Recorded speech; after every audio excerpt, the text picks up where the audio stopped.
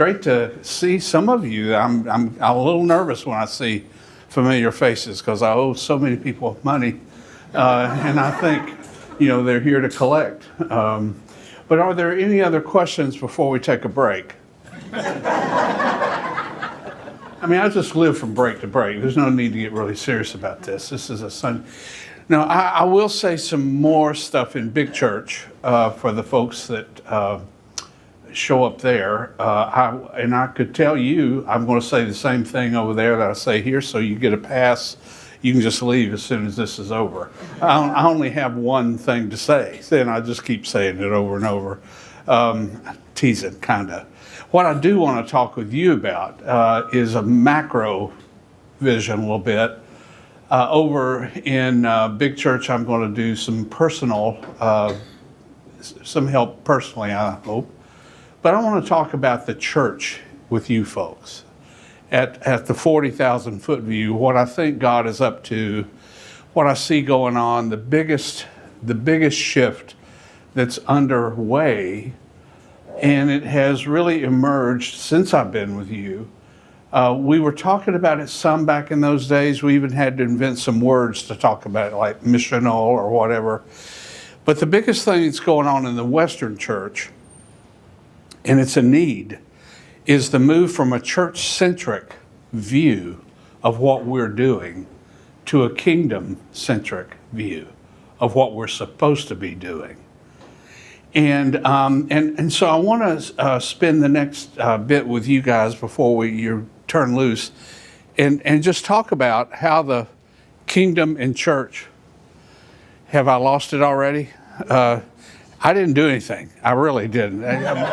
Obviously, no one wants to hear this. I go places all the time. They say, would you just be quiet? I don't know what else to do. Is it this? You're doing a good job, by the way. What is your name? Andrew. Henry? Andrew. Andrew. Y'all want to give Andrew a nice hand for showing up today? Andrew, why weren't you here last night working on this? Were you doing fireworks out in the deal? Say it was. Does anyone here have an extra, hearing aid battery or something that we could use? Okay. Oh, you think this will work now, Andrew? A little bit. No guarantees, huh? Well, I knew I should have cashed that check.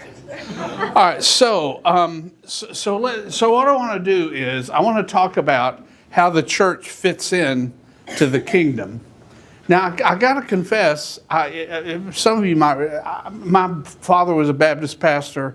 My older brothers were Baptist pastors. My two sisters were married to Baptist pastors. My dad's dad was a Baptist pastor. His 7 brothers were Baptist pastors. We're the Levites over in North Georgia. There's a clan of us hanging out over there around the Gainesville area. So the truth of the matter is, my family single-handedly has screwed up the North American church. We have at least one member of my family in every generation that's been clergy, all the way back to chaplain to the Continental Regulars. So I'm speaking to you deep from the belly of the beast when I come at this thing to say the church. Andrew left, by the way. He went screaming out that door, and with him went the sound. So I'll just holler as best I can. I don't know how to fix this. And so I grew up, as you just heard, deeply embedded in church life, and we didn't hear much about the kingdom. I mean, we sang the little children's story, seek ye first the kingdom again. They did it in rounds and stuff like that to keep us kids busy. But the truth is, we didn't talk. All of the conversation that I remember growing up and all, it was about the church, with almost the understanding that are anyone else here qualified? You think that's what he wanted? Well, listen at that. I just touched another button. Maybe it's my own pacemaker that's throwing this thing off. I do have this little interloop recording that's, keeping up with my heartbeat. And in 3 days after I die, it'll register. All right, so, and let me know that I'm gone. Now, what was I saying before y'all interrupted with this? This kingdom thing has come late to me. Even when I was your interim pastor, I was struggling with figuring out. I knew something was afoot 25 years ago, but I couldn't quite put words to it.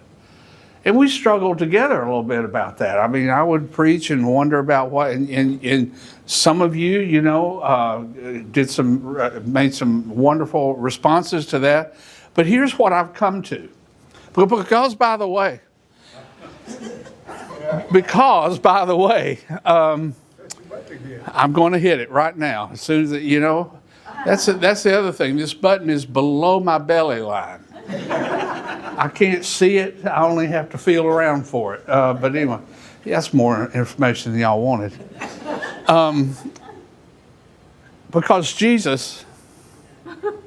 Because folks, I need extra pay for this. I mean, this is hazard duty work that I'm doing up here. All right, so because Jesus didn't come to establish the church.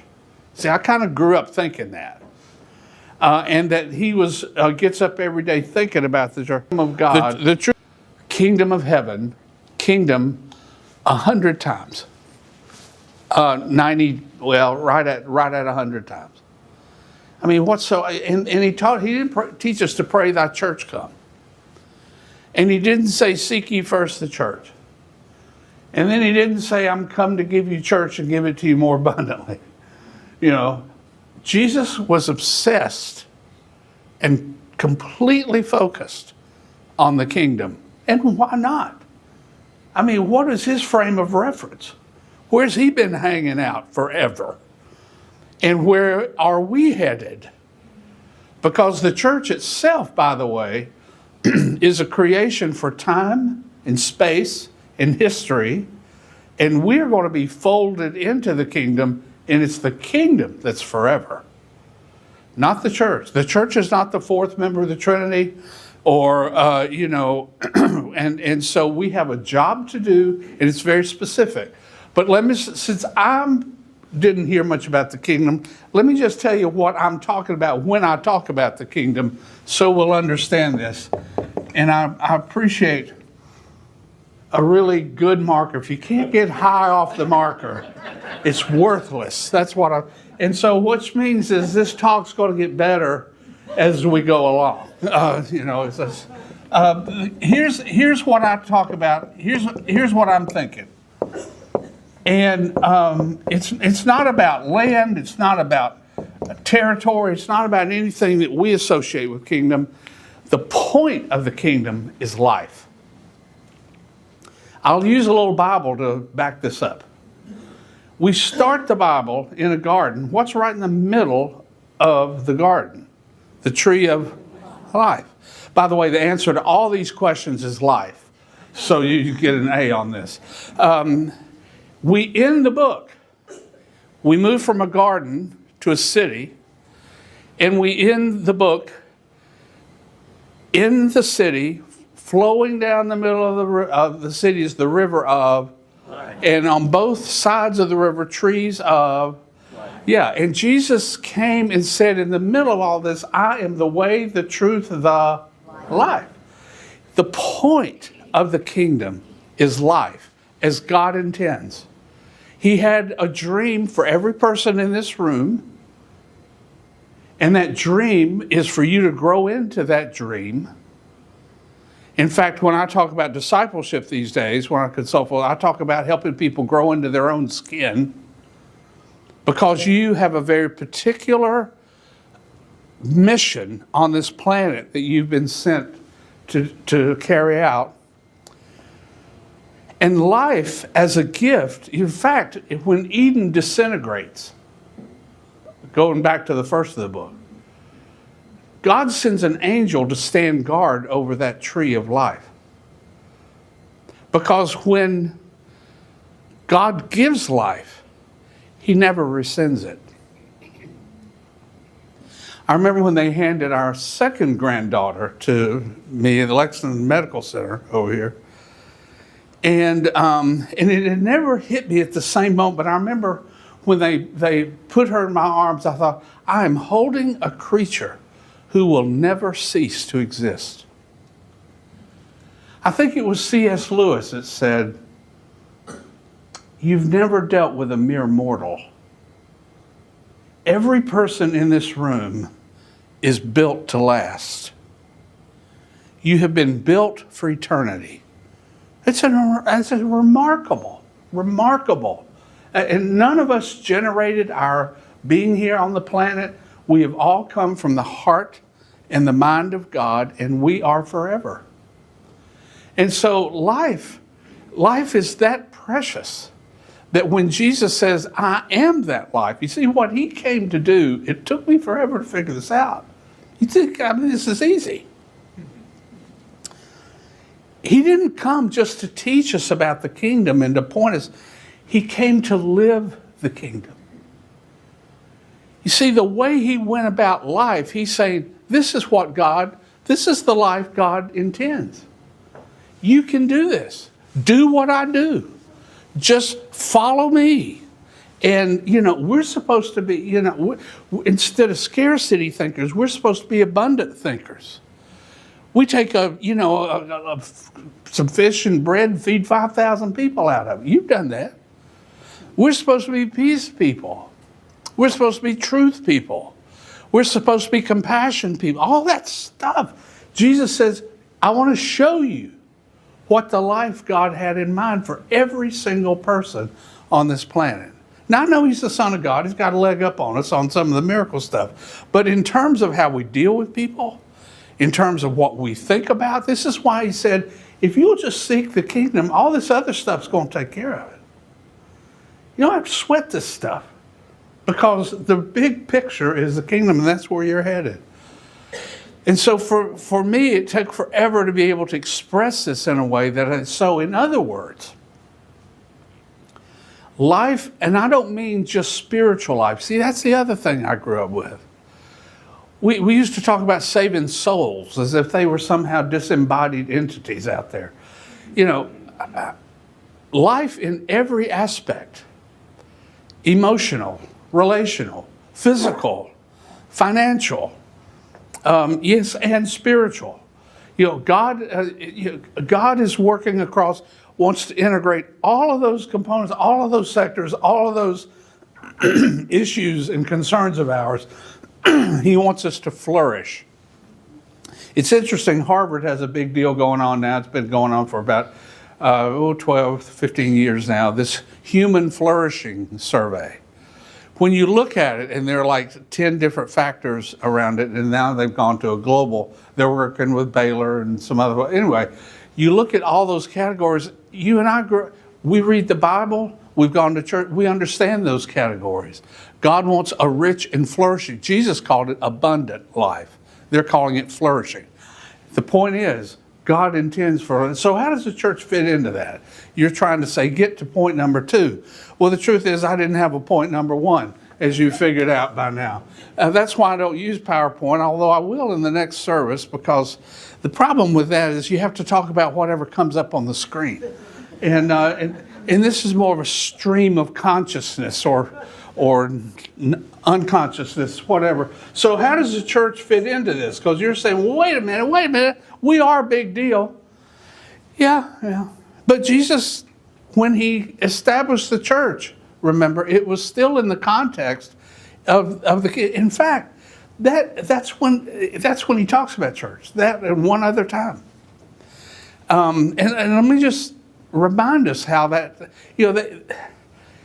it was really busy. They pulled off the side of the road, rest area, whatever, and Jesus said, hey guys, what are the latest poll results? Who do people say I am? And they kick it around a little bit. Well, some John the Baptist, some Elijah, some, Well, who do you say I am? And of course, it's Pete who speaks up. We all remember this. You're the Christ, the Son of the living God. I'm quoting King Jimmy language now. And so Jesus says, you got it, Pete. Well, you had a little help, but that's all right. You got it. You passed the test. Now, in the first century, when a rabbi figured out that his students got his teaching, he would give his students a key.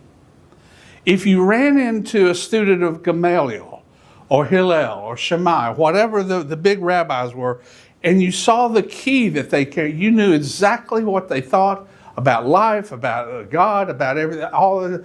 So what does Rabbi Jesus give his disciples? You got it right, Pete. Y'all have passed the test. Now I'm going to give you keys of the kingdom. What else would Rabbi Jesus hand out? That's all he talks about. And so it was a very, so our job, even the church, the creation of the church, was to put us in the role of pointing people, not keys to the kingdom, keys of the kingdom. Because keys to the kingdom, it's like we can go open up the fine china, at Christmas or whatever, and unlock stuff.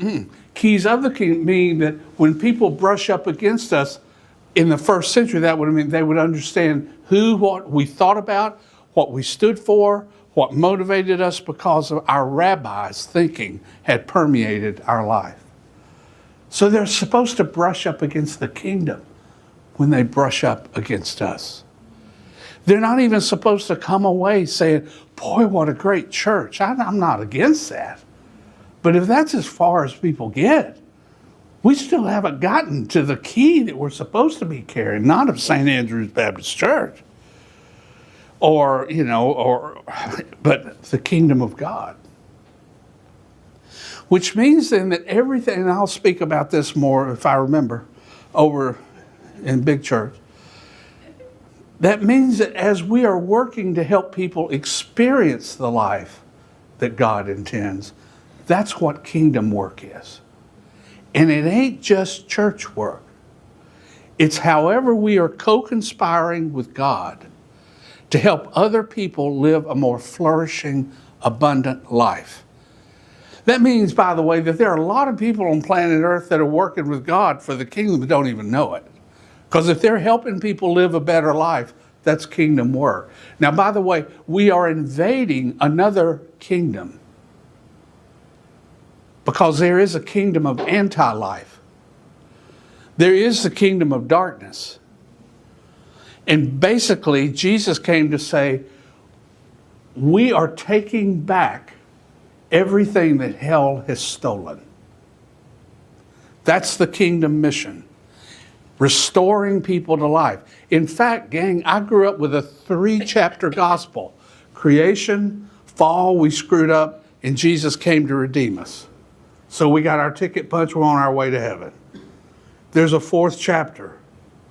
It's called restoration, where he's making right what he intended so that we see it and we live it.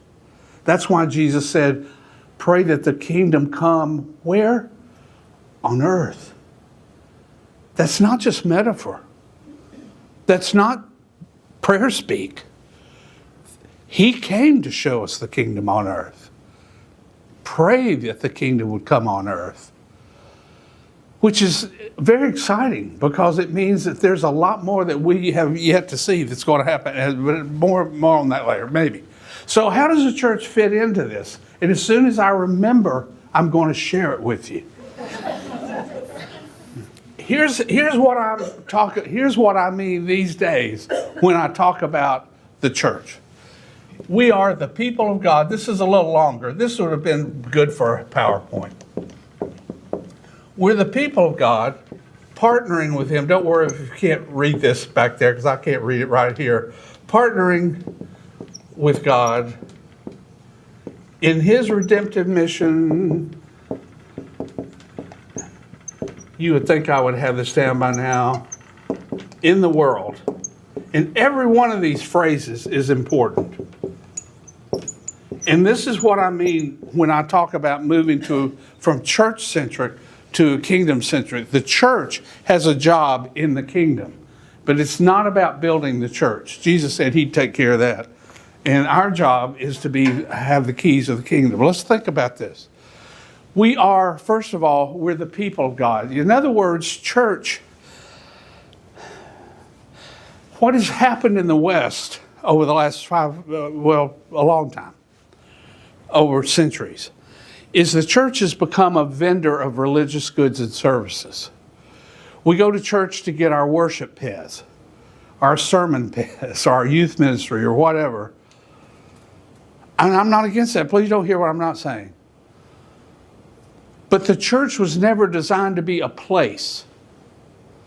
First century Jesus followers would have no idea what we're talking about when we say, are you coming to church Sunday? Or we missed you at church. Because for first century Jesus followers, church was all a relationship, right? With Jesus. They say, wait a minute. What do you mean miss church? I am the church. Now, I'm not all the church. It's kind of like this. I've been married to Kathy 45 years this month. I am, no matter where I am in the world, what time zone I'm in, what group I'm with, 24/7, I'm Kathy McNeal's husband. Even if she doesn't come up in conversation, she's informing the conversation. Because she's in my head all the time saying stuff. She's been talking to me while I've been talking to you already. Don't say that. Or you better go back up and go over that again. Quit picking on the sound guy. I mean, she's been saying all kinds of stuff to me already. Now, this is what it means to be. I'm husbanding, and you get this, I'm husbanding my way through life. It's a verb. It's not a one and done. Husband is not a destination. It's not an institution. It's a way of being. Well, church is a way of being.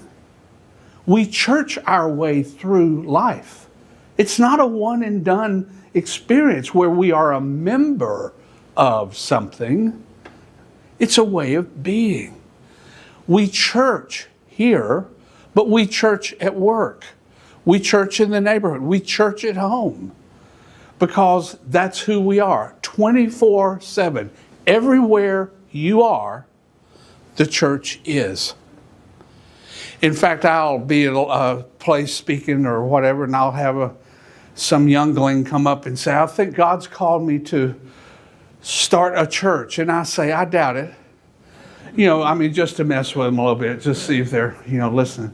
I said, now, because there is no such thing as a church. There is the church. I mean, if I ask people in Columbia, how many churches are there in Columbia?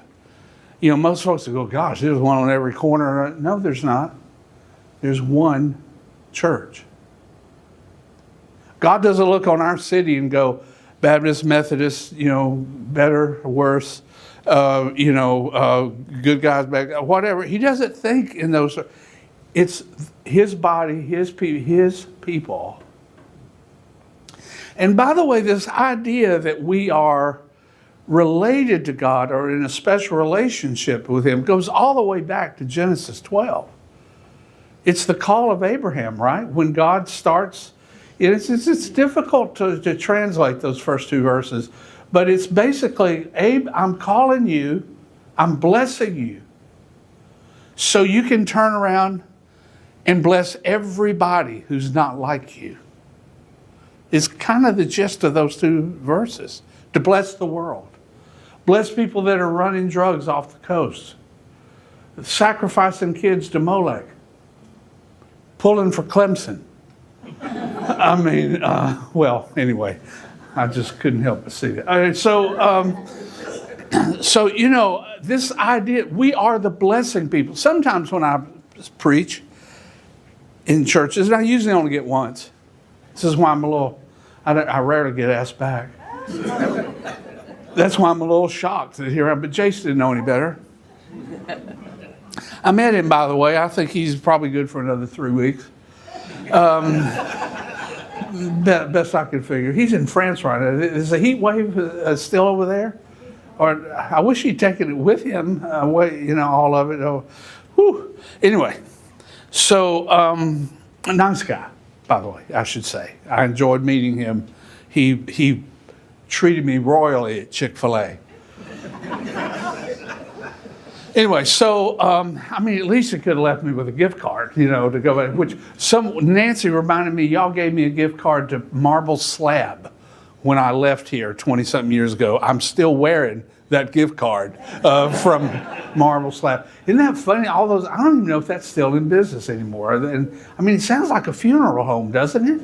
I mean, come in and have some of our stuff at Marble Slab. I mean, Cold Stone Creamery. I mean, these ice cream places, like, eat enough of our stuff, we'll get you there. You know, we can fast forward your exit out of this world. I don't talk about that anymore. What was I talking about? I don't remember now. But when I speak sometimes to church, I won't do this to you today. You missed this sermon. I'll say, let's go practice being the people of God this week. Let's bless 3 people intentionally. I mean, not rake and run, not some silly thing like that. No, you bless people so that you create an opportunity for God to show up and show off.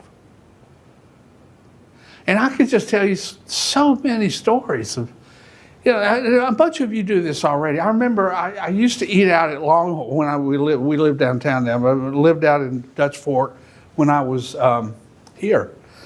And ate out at Longhorns a lot out there on Harbison. And there was this kid out there. I just loved this kid.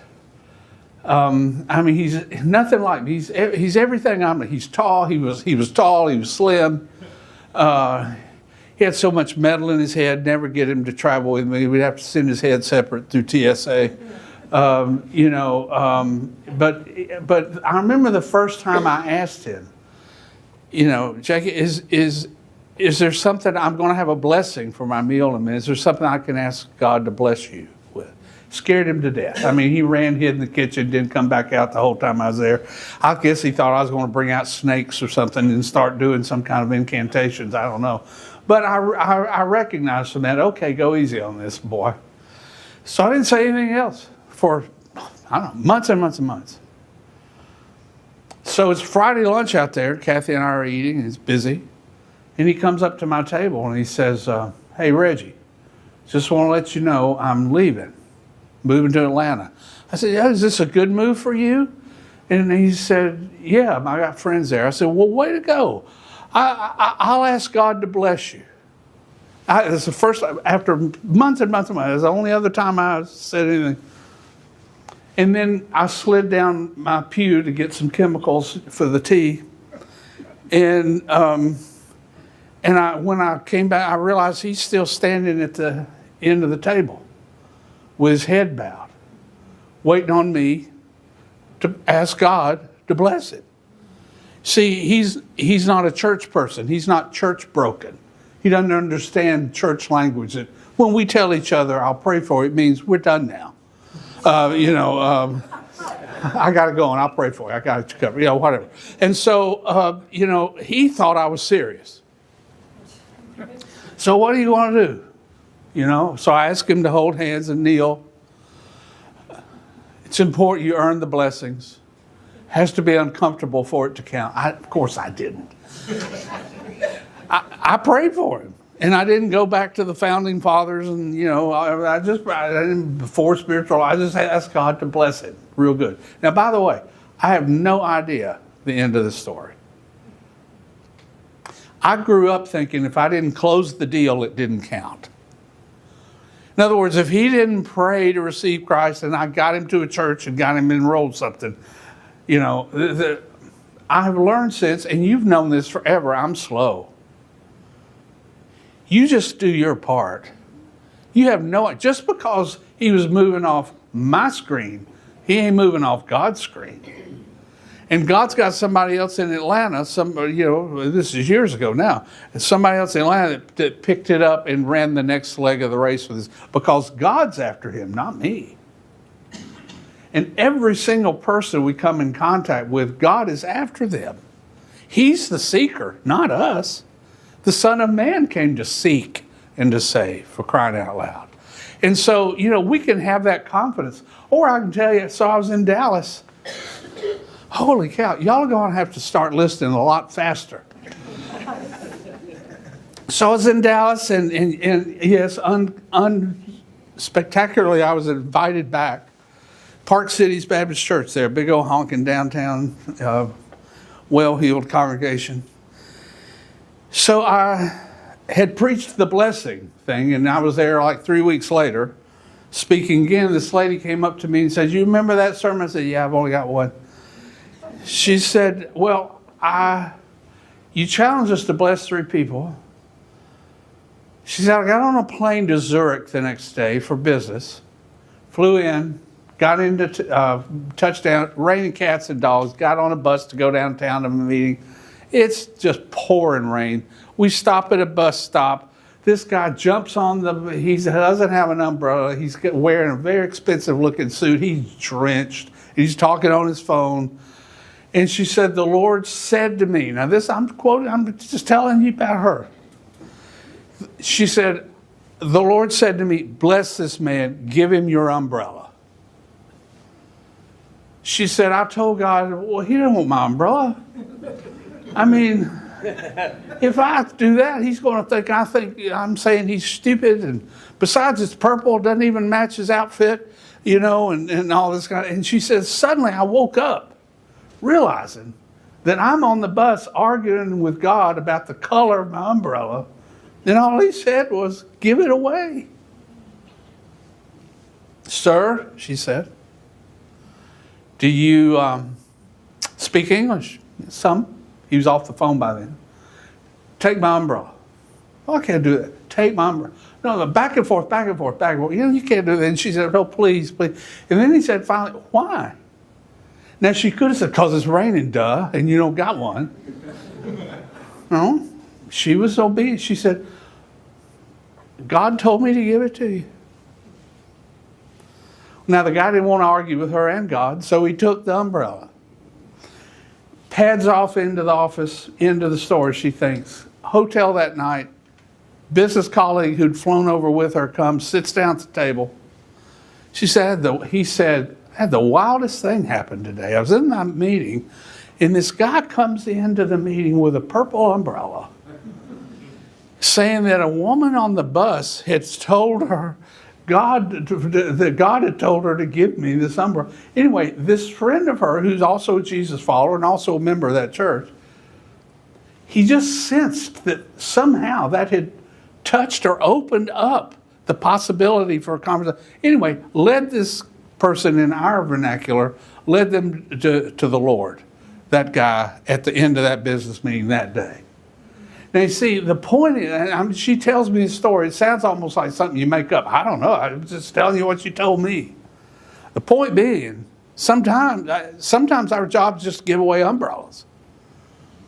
Then there's those times that someone's really ready to make us, and discerning where they are in their journey and what role we can play is really, I think, a maturing thing. So we are the blessing people. That's our job. To bless people, to give God a chance to show up and show off, which he loves to do. He's a glory hound. And so that we can point people to the kingdom. Now, what do we do? Because we are partnering with God in his redemptive mission. And where's that playing out? It's playing out in the world. Here are a couple analogies that might help help you understand exactly what I'm trying to say. Of course, soccer, basketball, football, we all have half times, right, in these games. Now, you don't play a game so you can have halftime. You have halftime so you can play a game. During halftime, you rest up, you get cared for, you're reminded of the game plan, you're reminded, gentlemen, this is a football, Lombardi style or something. But the point is, the halftime is there to help you play the game better. What has happened in the West is, in the spiritual, we have turned the halftime. Church is a halftime. We've made halftime the point because the game is life. I mean, that's the game.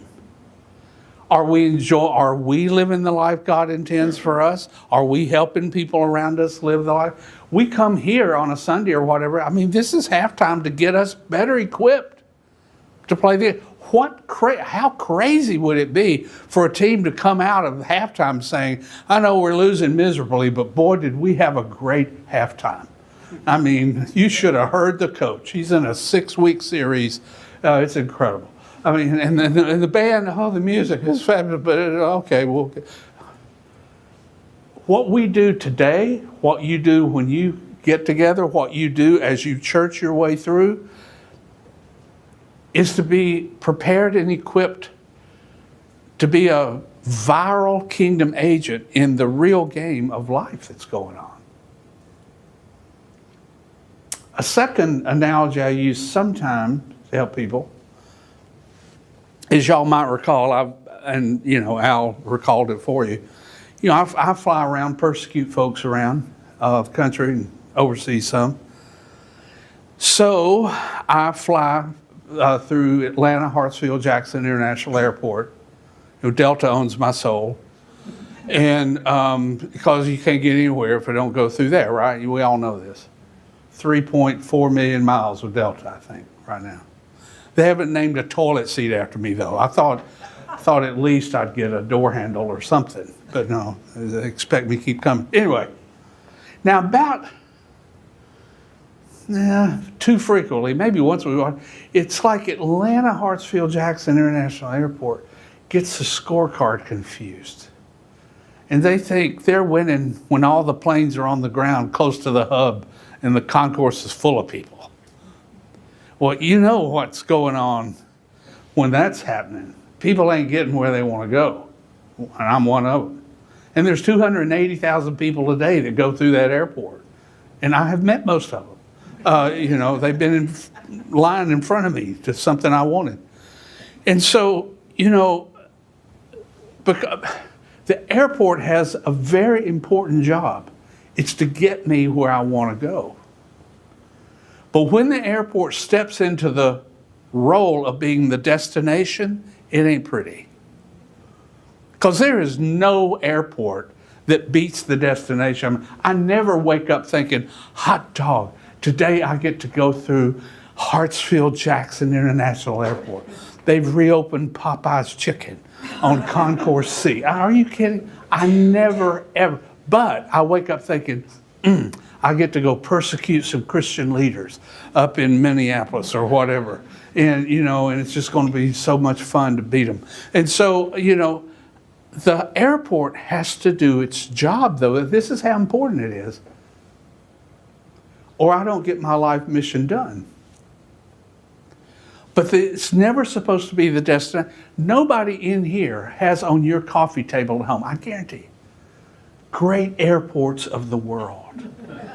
We spent 3 days there. It was marvelous. I mean, we're getting up another trip to go. Hope we get stuck there 6 more days. Are you kidding? The airport cannot compete with why it is that you put yourself out for TSA and all that other stuff just to get to go someplace, because someplace is calling you that you want to get to. Well, you know where I'm going with this. You've already gone there and you're coming back. The church is the hub. We're not the destination. Life is the destination. But our job is critical. If we don't do our job, then people don't get exposed to the life and experience the life that God wants for them. Our job, our privilege, is to get to help people on to where they really want to go, which is a flourishing life in every aspect. Now, here's the deal. Now, I'm just going to leave because I'm looking at a leadership core of this church, I know. How do you make this shift? I'm just going to have to leave this with you, and then I got to go to big church. By the way, do we have to walk all the way up to the sanctuary from here? Out? Is there not an indoor tunnel from here to there? My green room requirements ask for a limo shuttle. So someone should be running the air conditioner in their car right now for me to step in and just go up there. I don't know. I guess. It's a golf cart. A golf cart. It better have AC on it. Oh, yeah. I can't wait. You know what?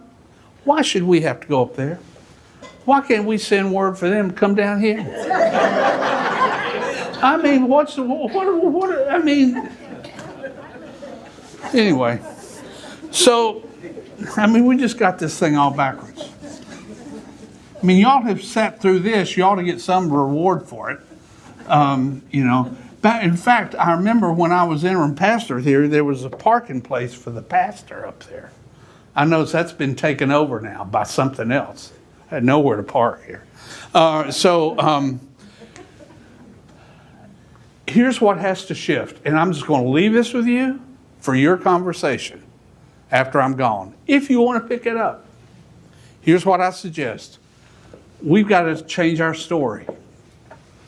What story are we trying to tell? You've been on this spot for how long now? How many years? Oh, a bunch, okay.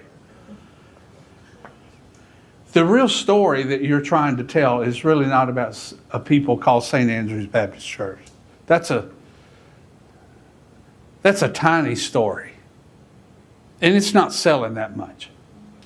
And it's not against you. The point being, the story we're supposed. All right, so I'm consulted a church. I pull up with their staff. I pull up their website. Guess what the website is? The homepage is customer service reviews. Why people are members of the church there. Good music. We like the preaching sometimes. The valet parking's fabulous. Come on.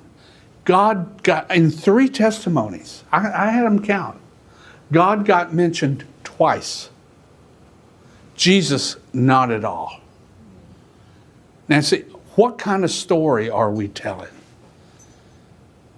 If Jesus is not the point of the story we're trying to help with folks, then our story is anemic compared to the robust story, a narrative that God wants everybody to have a magnificent life that He had. And then we have to change our scorecard. You see, the scorecard on this church is not how many people show up today, how much money you bring or send in, or anything. All that church statistic stuff, gang, that is not how God keeps score. He's looking at the city of Columbia, and and I'll get to this real specifically next, up the hill. I forgot, it's uphill, isn't it? On top of everything else. I'm telling you, I don't know what I'm paid, but enough. He's looking for how many lives have been touched and their life enriched by the people that have banded together as St. Andrew's Baptist Church.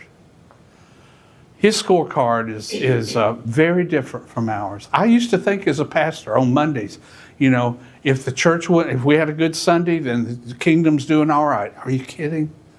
I was so slow to get it. And so, the scorecard for me, and I'll go over that later in big church if y'all decide to stick around. Then our sense of stewardship has to change. Meaning, what do we think we're responsible for here? Is it to keep the church going? Well, I'm not against that. But by the way, when I was here, you guys started a ministry to the school here. Is that still going? Yes.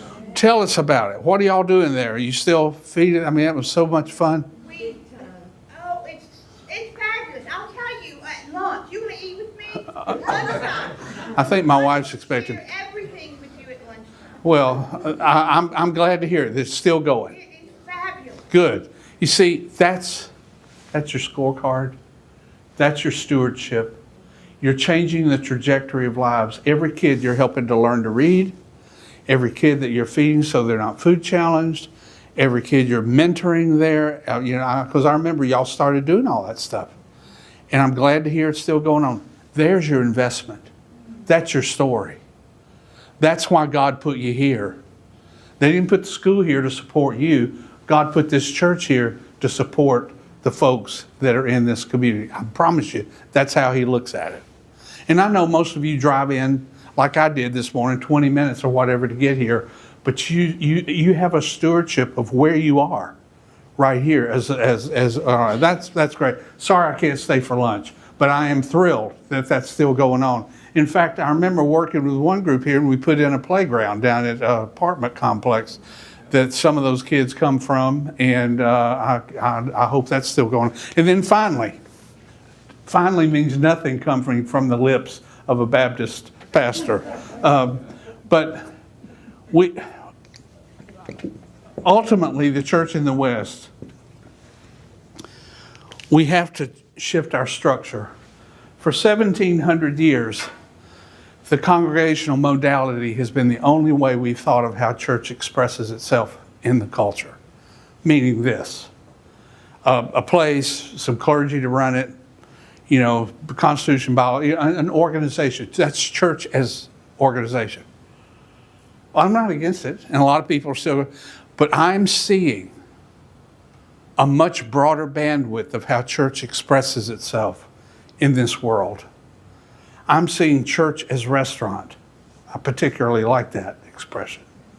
I'm seeing church as sports bar, church as health club, church as business. And I could give you examples for each one of these.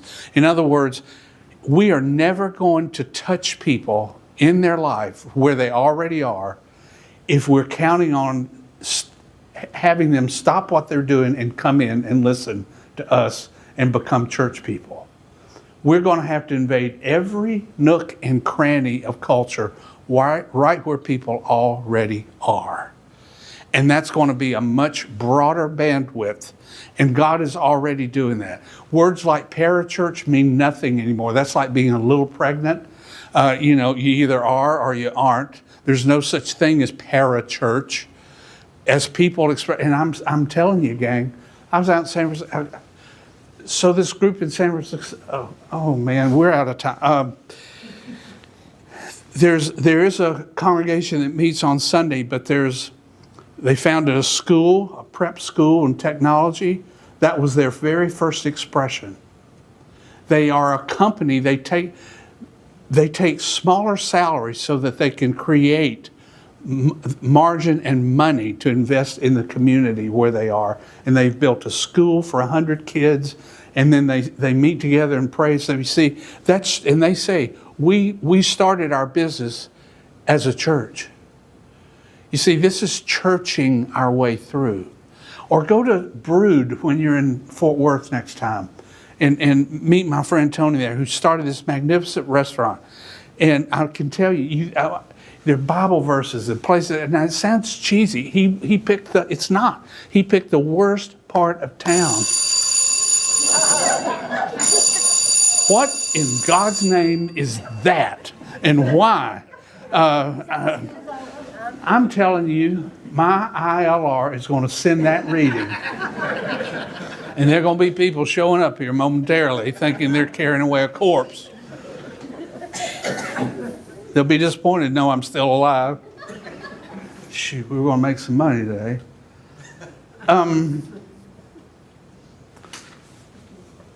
It's too long.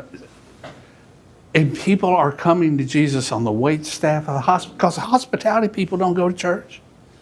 They didn't finish up till 2 o'clock last night. You think so Joey's his restaurant is his place for reaching the hospitality industry that works for him.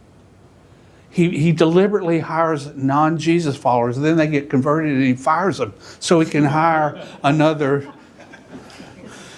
All right, I can't take any more of this.